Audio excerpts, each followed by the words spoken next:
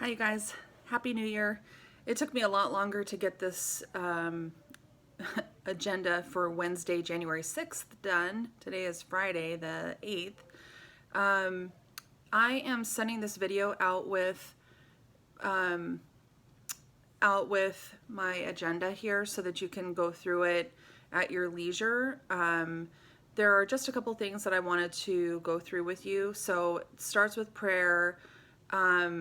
Please take a look at the Mass schedule in January. I did monkey with a couple of like primary and intermediate Mass days. That way everybody on the A and the B schedule could attend Mass at least once during the month. If that doesn't work for you, it's fine with me. I was just trying to get everybody to Mass. The next thing that I need you to take a look at is once you figure out if that schedule works, then take a look at who is assigned to those Masses. We just need to make sure that each of the Masses is covered. And I did reach out to our unit leads just to, as a double check, just to make sure that you guys are good to go on there.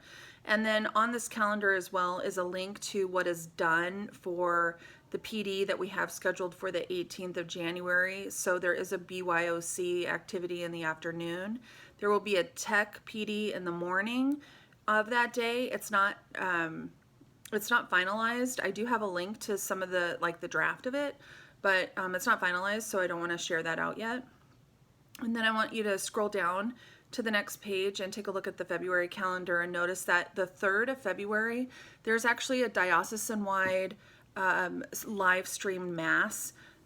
Each campus gets 4 people to go, and the participants for our campus will be me, Clara, because we're related and I didn't want to contaminate anybody else, and Sarah, pet on since she's Clara's teacher, and we just figured we'd contaminate each other. So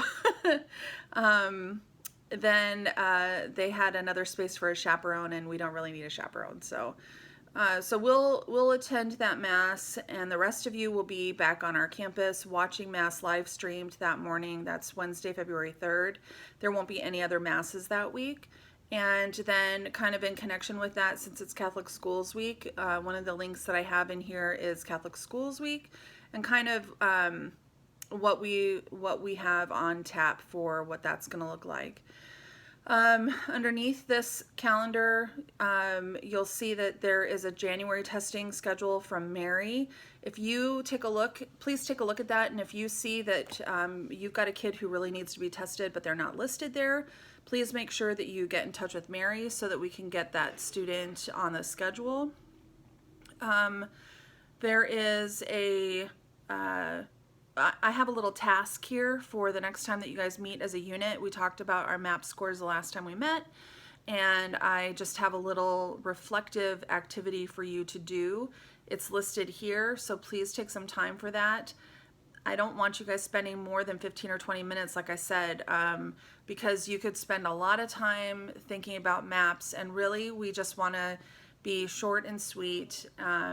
Schedule the time in to your unit meeting on the front end so that you can talk about it, get it done, have an end time, and then move on to the next things that you want to talk about during your meeting. I do want to know what some of your insights are, though, grade by grade. So if you could just let me know what insights you guys had as a unit after the meeting, that would be great. And it can just be your unit lead just sharing that with me. Nothing fancy, a couple bullet points is fine. I just want to know what you guys talked about. And then scroll down to the next section about struggling students. Please read through this, and it's pretty much the same as what we had on tap last month.